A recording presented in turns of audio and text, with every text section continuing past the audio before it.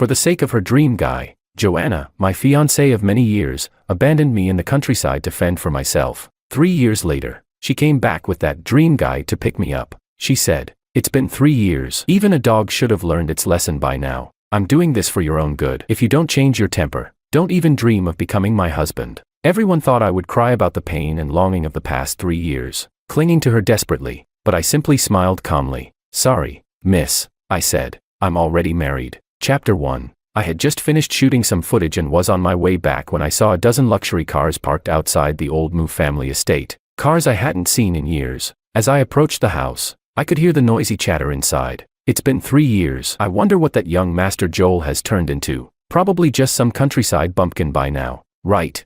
Yeah. Young Master my ass. He was just an orphan crashing at the Moo family's house, acting like he's some kind of heir. Exactly. He doesn't share a drop of blood with the Moo family. If it weren't for their kindness, he'd be worse off than a beggar. Joel always had a bad temper. I bet after these 3 years, he's finally realized he was wrong. A deep male voice suddenly interrupted all the mockery, bringing a brief silence to the yard. That voice, it sounded familiar. It was Anthony, her precious golden boy. 3 years ago, after his father died in a car accident, Joanna Moo brought him into the Moo household, and I was sent away to the countryside. When she sent me off, she said, "Anthony just lost his family, and you're still speaking so viciously. He's always been kind to you. Don't you have a heart?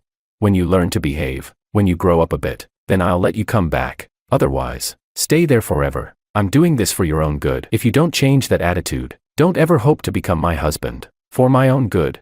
What a noble excuse. Doing it for my own good meant siding with Anthony no matter what. Doing it for my own good meant dumping me in the middle of nowhere and forgetting I even existed. She knew perfectly well I was on the edge, barely holding on at the time. Now, hearing her say that again, I can't help but find it laughable. Good thing Anthony was generous enough not to press charges. If it were me, I would have locked him up for a few years at least. Anthony said softly, "Joel is still, technically part of the Moo family." As he spoke, his voice grew even quieter. "Anthony, don't be sad. That idiot's already been punished. What do you guys think he'll do when he sees us?" "That's obvious. He'll break down crying. Beg to go back with Joanna." Groveling on his knees, Joanna snorted coldly. "It's been 3 years. Even a dog should have learned its place by now. If not, he can keep rotting out here." The group laughed and voiced their agreement. "In that case, I kinda hope he hasn't learned. That way I never have to see him again." "Yeah, just looking at his pitiful, bootlicking face disgusts me. But I remember you two still have an engagement, right?" A voice rang out, tinged with a hint of doubt. Anthony turned his head toward Joanna upon hearing that, his eyes full of hope. "Engagement depends on how he performs." Hearing Joanna's words, Anthony looked away, somewhat disappointed. At that point, I couldn't help but burst out laughing. Chapter 2. I didn't try to hide my laughter. The sound, carried by the gentle wind, drifted into the courtyard and startled a group of tiny turtles basking there. The person nearest to the door turned and looked at me, calling out in surprise and confusion, "Joel." Her shout drew everyone's attention toward me. "That's really Joel? No way. Wasn't he supposed to be some hillbilly by now?" I heard all their comments clearly and understood their shock. In their minds, 3 years banished to the countryside should have turned me into a dust-covered, weary-faced farmer, but I wasn't that. I wore a dark-colored tech jacket, matching sneakers, fresh off the season's trend list, and a pair of brand-new casual shoes. Around my neck hung a high-end camera that clearly wasn't cheap. In one hand, I held a coffee cup. There wasn't a trace of a bumpkin about me. Joanna's gaze slowly settled on me, a flicker of surprise in her eyes as well. "Joel." She called my name, her tone distant, nothing like the warm way she spoke to Anthony. I remembered. I used to be upset by that. I even argued with her about it, but not anymore. "Miss Moo." I greeted politely, taking a sip of my coffee. Joanna frowned slightly at how I addressed her. "Only 3 years, and you're acting like a stranger. I'm your fiancé. That's how you talk to me. Looks like 3 years wasn't long enough. You still haven't learned your lesson. If you keep this up, I'll really call off the engagement." I glanced at her indifferently. What made her think I'd still have feelings for her after 3 years? I became an orphan at the age of 10. It was Grandpa Moo who brought me into the Moo household and, right then and there, announced my engagement to Joanna. From that moment on, I knew Joanna would be my future wife. So, I allowed myself to fall for her, little by little, under the warmth of her kindness. And when love was at its deepest, she said she loved me too. She said she wanted to be my wife. Until Anthony arrived at the Moo house, everything changed. I watched as the care that once belonged to me was taken away. Piece by piece, I saw how unconditionally she favored him. I argued, gave her the cold shoulder, Even picked fights with Anthony on purpose. Every time, without exception, it ended in scolding and rage, directed at me. Then one day, Anthony's watch went missing. Joanna came straight to me, demanding an explanation. Sure, I didn't like Anthony, but I wasn't shameless enough to steal, especially not then. My cat, whom I had raised for 8 years, was hospitalized and dying. That cat was Joanna's birthday gift to me. She said it was a symbol of our love, to care for it. I had rented a place near the pet hospital and hadn't been back to the Moo house in a while. I stood tall and confronted her, but somehow,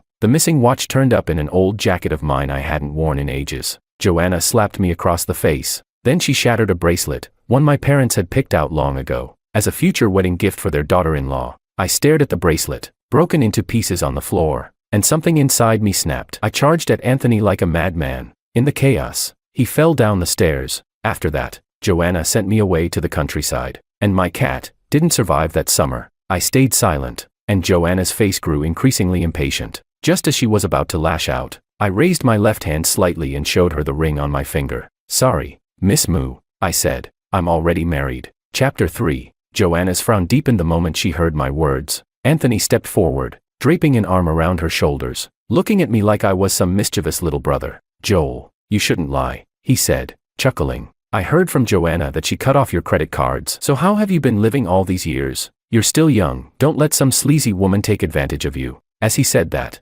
Joanna's gaze finally dropped to my clothes, and her expression gradually turned cold. She was clearly reminded that she had completely cut off all my financial support. To them, someone without Moo family money had no right to be dressed this well. Their little entourage all looked at me with sneering eyes. One of them piped up, Joel, don't tell me you've got yourself a sugar mommy.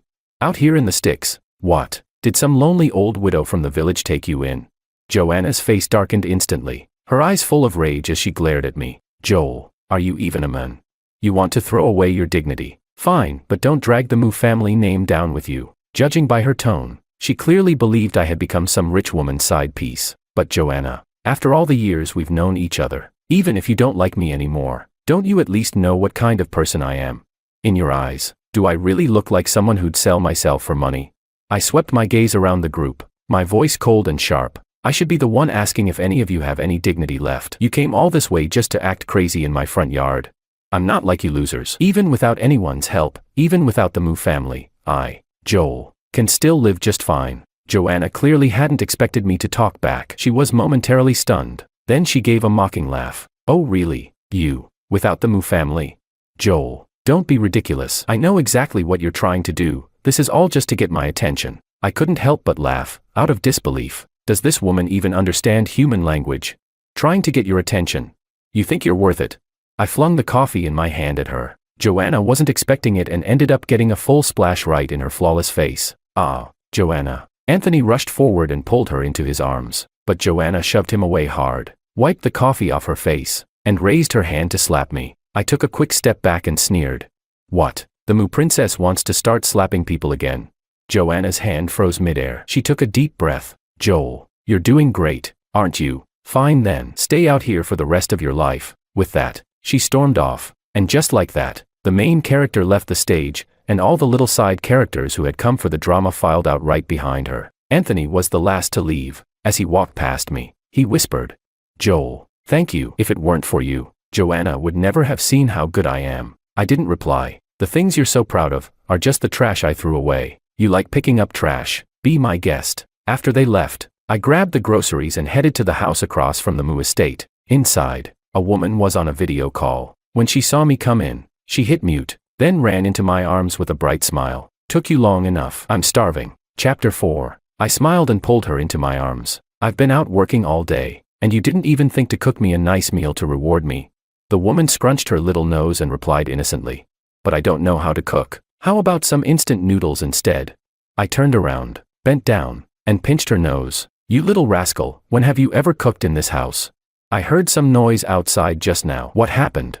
Thinking of what had just happened, my eyes dimmed slightly. Joanna showed up, said she came to take me back. I gave her a lesson instead. Hearing that, her brows furrowed. That girl Joanna, good that you gave her a piece of your mind. Someone needs to teach her manners. I raised an eyebrow, studying her. That's it. She just smiled, her fingers starting to trace lazy circles on my chest. I know all about your past with her. Sure, I get a little jealous sometimes, but you're here with me now, and that's all that matters. As she spoke, her lips were already brushing against mine. Her kiss was gentle, like water, slowly melting me, pulling me deeper into her warmth. The next time I saw Joanna was a month later, at Gabriel's engagement party. He's my best friend, and he made a special trip to the countryside just to invite me. I couldn't say no, so I finally agreed. Seeing Joanna and Anthony again didn't surprise me. The moment Gabriel saw them, he pulled me behind him like a mother hen shielding her chick, and had Angelica go deal with them. Angelica, his fiancée, was also one of Joanna's friends. As for Gabriel, he dragged me off to a corner. "Joel, I'm so sorry, I forgot they'd be here too." I smiled and shook my head. After all those years at the Moo House, our social circles overlapped a lot. It was normal they'd show up. "It's fine. I stopped caring a long time ago," I reassured him. "Besides, I'm married now." Gabriel froze, his eyes going wide in disbelief. "You're married? Since when? And how come I didn't know?" "6 months ago." He stared at me for a while, then suddenly broke into a grin. "That's my guy. I knew it, someone like you. No way you'd give up an entire forest just for one rotten tree like Joanna. That's how it should be. Women like her, not worth it." He playfully punched me in the chest. I knew he was genuinely happy for me. Back when Anthony had first appeared, Gabriel had kept warning me, but I couldn't let go. I was dead set on banging my head against that wall. Now, I had finally let go. After our little laugh, he gave me a mock glare. "Then why didn't you bring your wife here for me to meet? Don't tell me you don't think of me as a real brother." "She's on a business trip," I said with an apologetic smile. "She won't be back till tonight. I'll bring her next time. We'll treat you to dinner." Gabriel nodded, satisfied. Suddenly, he grabbed my arm, dragged me to the center of the crowd, and picked up the microphone, capturing everyone's attention. With a big, bright smile, he announced, "Everyone, I have another great announcement to make today." He pulled me up beside him, and introduced me formally. "This is my good friend, Joel, and guess what? He's married. Let's all give him a big round of applause." As his words fell, the room went silent. Most of the guests here were from our shared social circle, and many of them knew Joanna Moo's fiancé was named Joel, but no one had ever heard that Joanna got married. Gabriel, ever the mischief maker, glanced around and joked, "What? My brother gets married and you're not even happy for him?" People snapped out of their daze and quickly chimed in with laughter and applause. "Of course we're happy, overjoyed. Congratulations. Wishing you 100 years of happiness and a baby soon." Chapter 5. Amid the crowd's blessings, I simply nodded with a faint smile. That was when Anthony walked up to me. He held a glass of wine, looking at me with concern written all over his face. "Joel, you've been living out in the countryside for the past 2 years. Now you're suddenly getting married. Are you sure you're not being scammed by some shady people out there? I know you're still upset that Joanna sent you away, but she did it for your own good. You're still young. Don't let your emotions cloud your judgment. Marriage is a big deal. You have to be cautious." "Anthony, don't you think you're meddling a bit too much? Even if I were marrying a pig, it's none of your damn business." I couldn't help but cut him off. I really hated him. He clearly didn't like me, yet always acted like he cared. Back when we were living at the Moo household, he was the same. And over time, I gradually became the black sheep of the family. No one liked me. Meanwhile, he became everyone's golden boy, the perfect gentleman, warm and considerate. I've seen through that act long ago. It's just boring now. Anthony didn't take being cut off well. His face darkened. And right on cue, Joanna walked over. She stared at me for a long while before finally speaking. "Joel, that's enough." After the party, I was standing alone by the roadside, waiting for a ride. Joanna's car pulled up in front of me. Her expression was cold. "Get in." I shook my head. "No need. My wife's coming to pick me up." She sneered. "Joel, how long are you planning to keep this act up? Fooling others is one thing, but everyone in City A knows you've been hopelessly in love with me for years. You'd die for me. Someone like you, who the hell would ever want to marry you? Get in the car, and I'll forget you snuck back into the city." Her tone was harsh, and when I still didn't move, a look of disgust crossed her face. "Don't tell me you really became someone's side piece. Who would have such awful taste?" I smiled faintly at that. "Miss Moo, have you ever been someone's side piece? Otherwise, what makes you so sure that's what this is? Only people with filthy minds assume everyone else is dirty too." Joanna looked like she'd just swallowed a fly. She glared at me. "Joel, what the hell happened to you?" Looking at her so righteously indignant, someone might actually believe she was heartbroken. But the truth is, I haven't changed at all. I was a mischievous kid growing up. My mom scolded me for it constantly. Even after I moved into the Moo household, my personality stayed the same. I remember the first time I clapped back at someone in that house. Joanna was right there, laughing. She said, "A real man should have backbone. That's what makes him attractive." But then Anthony showed up, And suddenly I was too immature, not steady enough, so I started hiding all my edges, toning myself down. But now, I don't want to change for her anymore. Anthony had been sitting quietly in the front passenger seat the entire time, listening to our conversation. When he saw Joanna's face, a faint smile flashed in his eyes. Then he looked at me and gently said, "Joel, how can you talk to Joanna like that? She's only thinking of you." "Shut up." I rolled my eyes and stared at him in disbelief. "Nobody said you had to talk. Just because you're quiet doesn't mean you're mute. This is between me and Joanna. What's it got to do with you?" Anthony was at a loss for words, visibly embarrassed. Chapter 6. Just then, a pink sports car pulled up behind us. Without even glancing at the two of them, I strode over and got in. Over the roar of the engine, I could still hear Joanna shouting curses behind me. That night, I received a call from an unfamiliar number. When I answered, I found out it was Selena, Joanna's bestie. "Joel, what are you up to?" I turned off the music, putting the kid to bed. There was a brief pause on the other end, followed by a confused question. "Putting a kid to bed? Like an actual human child?" I nodded. "What else would it be?" "Selena, don't mess with me. Joanna was never pregnant. How could you possibly have a kid?" I replied calmly. "It's not like Joanna's the only woman in the world who can have a child with me." Selena's voice shot up a notch. "No way, so you really got married, and you have a kid?" I asked in return. "Why? I'm not allowed to get married and have children. It's just... I thought you were engaged to Joanna all this time, and you've always been into her. How could you suddenly be married? You're faking it, right?" I laughed. Why did everyone assume I was lying? "Marriage isn't some joke. I'd never use it to pull a prank. It's real," I said after a short pause. "When the wedding happens, I'll make sure you get an invite." As soon as I said that, a burst of background noise erupted from her end. Then the call dropped. I didn't give it much thought. Joanna's so-called girlfriends, 9 out of 10 of them always thought I wasn't good enough for her, even when things were great between us. Once Anthony came into the picture, their disdain only grew stronger. I've overheard them badmouthing me more times than I can count. A moment later, another call came in. "Joanna." One glance at the caller ID, and I already knew. The second I picked up, before I could even speak, she started yelling, "Joel, tell me that kid isn't yours." I couldn't help but chuckle. "Are you serious right now?" Joanna's voice got even louder. "Joel, I'm telling you, say that child isn't yours." She was practically screaming, even without speakerphone. I was sure half the room could hear her. I pulled the phone slightly away from my ear and said coldly, "If that's all you called for, I'm hanging up." "Did you not *****ing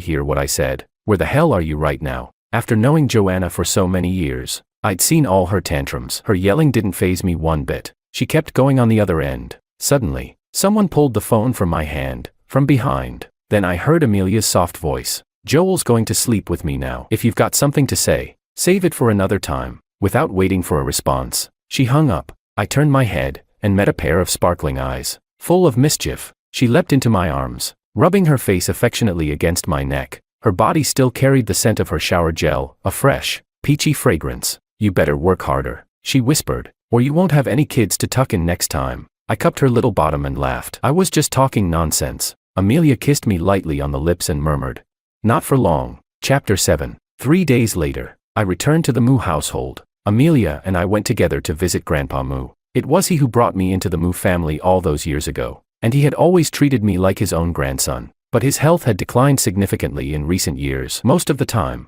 he stayed abroad for treatment. This trip back home was to celebrate his 80th birthday. I heard he'd be heading overseas again right after the celebration. After we saw Grandpa Moo, Amelia got a call and stepped out to the back garden. I waited for her quietly in a corner. "I thought you'd never come back." I turned at the voice. Joanna had somehow walked up behind me. Her pretty face was cold and frosty as she stared at me. Ignoring her expression, I smiled. Of course I'd come back. It's Grandpa's birthday, and I brought my wife to meet him too. Joanna looked at me icily. "What now? Got some new tricks? Have you spent the past few years in the countryside plotting how to piss me off?" "Let me make something clear. Stop dreaming. I will never marry you. I'm going to tell Grandpa right now. We're canceling the engagement." She glanced behind me and sneered. "What? Didn't bring the illegitimate child that old woman gave you?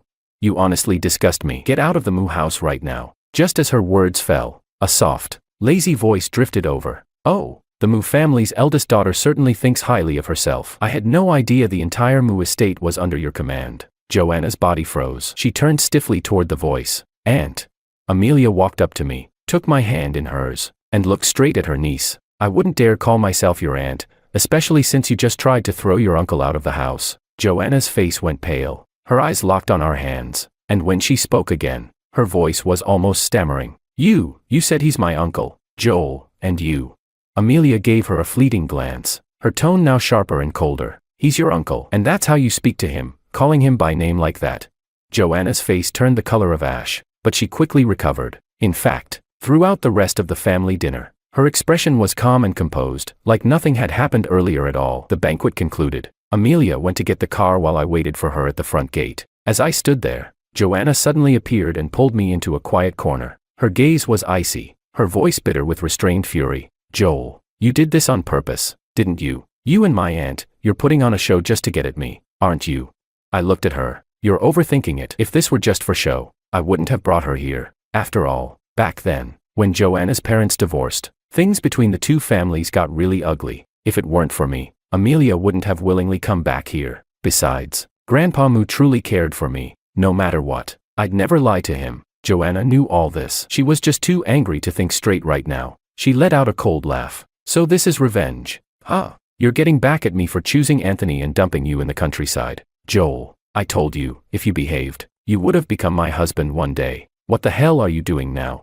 Chapter 8. Looking at the redness in her eyes, I suddenly thought of the day Anthony first arrived at the Moo household. Joanna had made a promise to me. She said that not even 10,000 Anthonys could compare to me. She said I would always be the one she loved the most. But later, she kept defending Anthony and scolding me over and over again. In the end, she even hit me. To this day, I still remember the crisp shatter of that jade bracelet hitting the floor, just like my heart breaking into 1,000 pieces. I looked away, my gaze landing on the bright flowers blooming not far off. Joanna, the moment you stood in front of Anthony to shield him, that was when you should have realized there was no future for us. I'm not the kind of person who can just forgive and forget. We're like that shattered jade bracelet, once broken. We can never go back. Now, I'm married to Amelia. You have Anthony by your side. Let's each move on with our own lives. A flicker of emotion passed across Joanna's face. She fell silent for a moment, then said, Joel, are you really this heartless? I do have feelings for you, really. I just felt sorry for Anthony. He lost both his parents.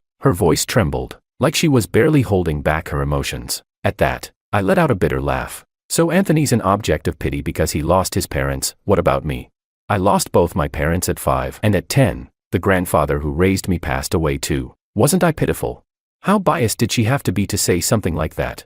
If she truly cared about me, how could she have abandoned me in the countryside for 3 whole years, never visiting, never calling?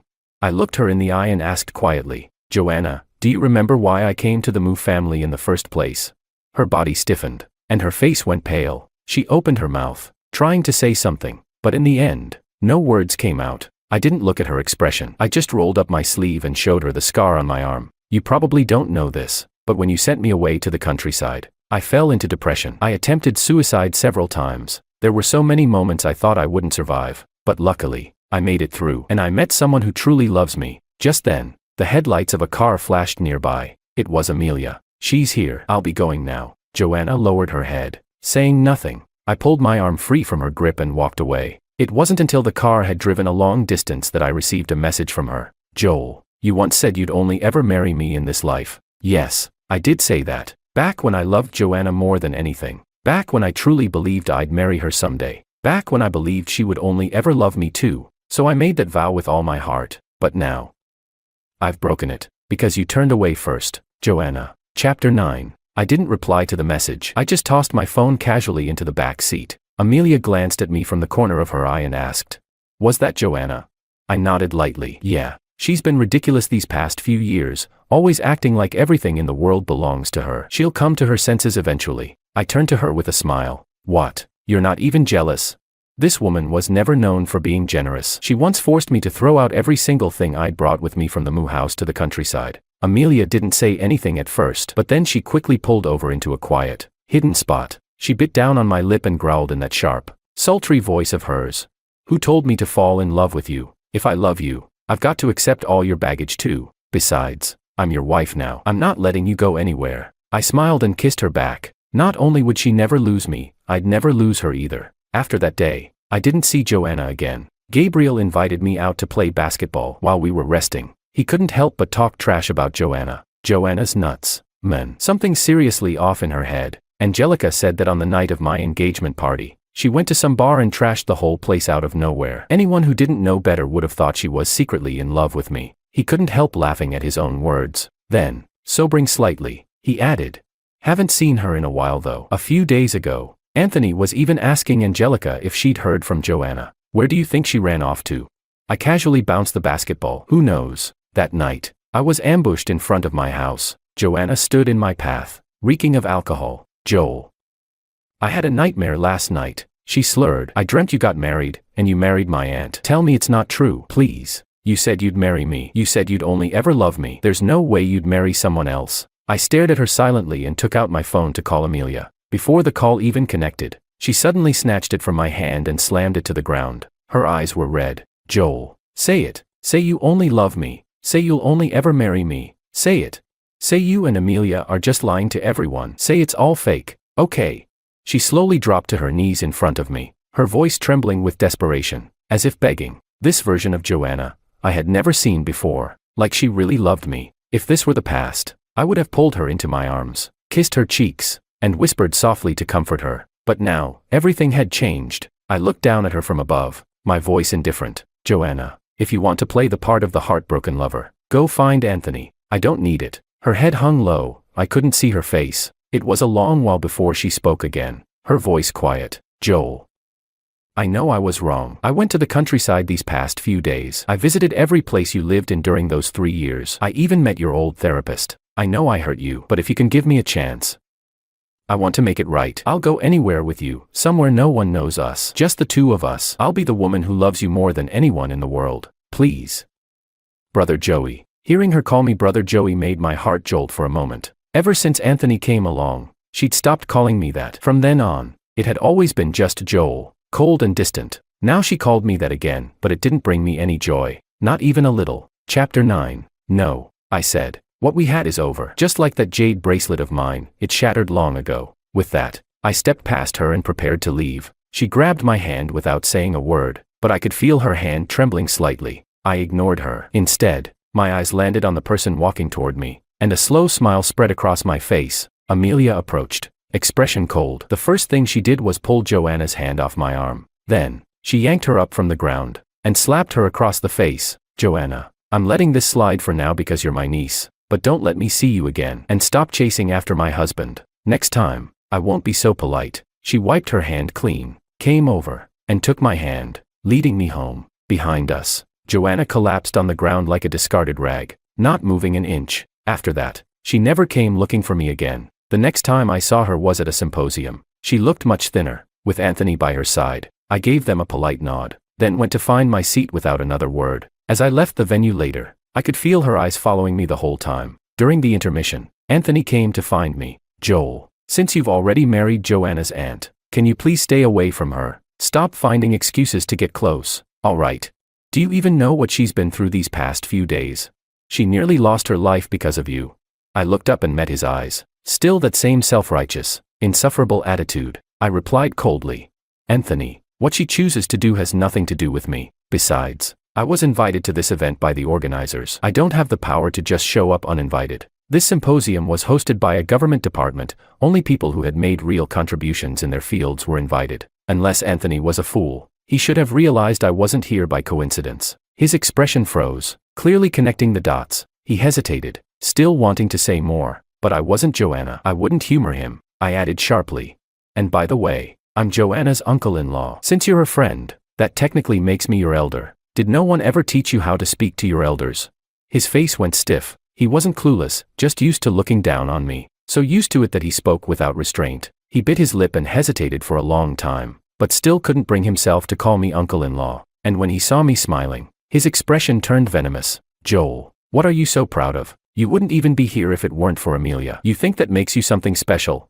You married her just because her family's rich. Don't think I don't know that. I didn't answer him. Instead, I looked past his shoulder. Joanna, perfect timing. Come get your guy out of here. Anthony flinched and turned to find Joanna standing behind him, her face dark with fury. Flustered, he opened his mouth to explain, but before he could get a word out, Joanna grabbed him hard and dragged him toward the exit of the venue. As I watched him leave, I felt a twinge of regret that he wouldn't get to see me being invited on stage as a distinguished guest speaker, which meant he still didn't understand one thing. I never needed anyone to prop me up. I was my own support. In the second half of the symposium, the organizers invited me to deliver a speech. The moment I stood up, I felt a pair of eyes following me intently. The gaze stayed locked on me until I stepped up to the podium. I didn't look around to find it. I simply began. Hello everyone. My name is Joel. As I finished the final sentence, the room erupted into thunderous applause. I smiled lightly, looking over the audience, then, by chance, met Joanna's eyes. There was something new in her gaze, something I'd never seen from her before, awe, and even admiration. I acted like I hadn't seen it and turned my head away. When the event ended, she made her way against the flow of people to stand in front of me. She looked at me for a long while before finally speaking. Joel, I didn't expect you to become someone like this. I looked back at her. I owe it to you. Really. 3 years ago, I was sent to the countryside, completely alone. In that first year, I fell into depression. I even attempted suicide. The last time I was hospitalized, I shared a room with someone who loved filming everything. She told me she wanted to record all the beauty in the world, so that it wouldn't feel like her life had been wasted. In that moment, something in me shifted. I started filming too, trying to capture everything beautiful around me. Through those videos, I began discovering the richness of traditional culture and forgotten craftsmanship. They, too, were fighting to not be forgotten, to stay alive in a world moving too fast, just like me, searching for a reason to keep moving forward. That's how I started incorporating intangible cultural heritage into my videos. At first, I just wanted to preserve them, because once something is forgotten, it truly disappears. But to my surprise, the videos started getting attention. I became a modestly successful content creator. A year later, I met Amelia. She had fallen ill and returned to the countryside to recover. At the time, I was still living in the old Moo estate, filming little snippets of daily life. One day, during a heavy snowfall, she suddenly appeared in front of my lens. She saw the camera, but didn't flinch. Instead, she smiled. She said, "You must be that video guy. I'm Amelia. I've wanted to meet you for a long time." Later, she traveled the country with me, exploring traditional arts and heritage together. During an episode about handcrafted phoenix coronets, I proposed to her. Thinking back, I smiled faintly. Joanna noticed my smile, and for a moment, her expression softened, nostalgic, yet tinged with sorrow. I had no idea what she was thinking, and frankly, I didn't want to. I adjusted the wind-blown hem of my coat and prepared to leave. As I stepped to the side to walk past her, she suddenly held out her hand. Instinctively, I took a small step back, then I noticed what she was holding. It was a jade bracelet, one that looked almost exactly like the one my parents had left me. She said, "I searched everywhere for this jade bracelet. Doesn't it look a lot like yours?" There was a hint of hope in her voice, but my attention wasn't on the bracelet, it was on the scar on her wrist. A scar that looked a lot like mine. She noticed where I was looking and let out a bitter smile. "I guess there's at least one thing we still have in common." I looked up at her, then sighed. "Joanna, you know the truth. What we had ended 3 years ago. Everything you're doing now, it only feels like a burden to me. So please, stop showing up in my life." With every word I spoke, the color drained further from her face. When I finished, I didn't look at her again. I simply walked past her without hesitation. Behind me came the sound of jade hitting the ground, and the muffled sound of someone trying not to cry. From that day on, I really never saw Joanna again. Even when I returned to the Moo residence to visit Grandpa, I didn't run into her. Not even Anthony was around. Later, I found out Anthony had moved out of the Moo house, Joanna's decision. She also cut off all contact with him. Anthony had been trying to find her ever since, searching everywhere. He even came looking for me a few times, but each time, within minutes, someone would appear and forcibly take him away. I asked Amelia if it was her doing. She said no. I thought life would simply go on like this, but I didn't expect that one day I'd hear about Joanna in such a way. Her best friend called me, her voice filled with anger. She said that for the past half year, Joanna had been drinking heavily, rarely sober, but 2 nights ago, she woke up suddenly and started insisting she had to find me. That same night, she got into a car accident. She survived, but her leg was seriously injured. The doctor said she might never walk again. We tried to stop her, Selena said, her voice hoarse, but we couldn't. She was crying, saying tomorrow was your birthday, and that she'd already missed the last 3. She said she couldn't miss this one too. She cried so hard. It broke our hearts to see her like that. If we'd known, we never should have let her keep spiraling. She did all of this because of you. Amelia was curled up in my arms. When she heard the voice on the phone, she looked up at me. I gently pinched her cheek, and without a word, ended the call. She tilted her head and kissed my chin, whispering softly, "This isn't your fault." I knew that, but still, it felt absurd. When she was by my side, she didn't know how to cherish me. Now that she was gone, what was the point of pretending she ever did? Affection that arrives too late is worth less than dirt. I'd always understood that, so I never went to see her. Half a month later, in the middle of the night, I received a text from Joanna. Joel, I'm sorry, I didn't reply, because our story had already ended. From now on, I shall be untouched by spring and autumn, and detached from romance and worldly beauty.